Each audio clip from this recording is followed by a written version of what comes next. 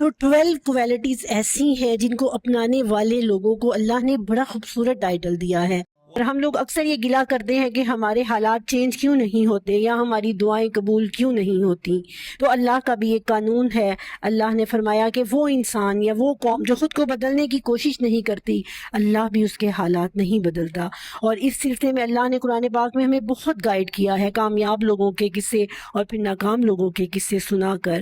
تو 12 کوالٹیز ایسی ہیں جن کو اپنانے والے لوگوں کو اللہ نے بڑا خوبصورت ٹائٹل دیا ہے۔ وعباد الرحمن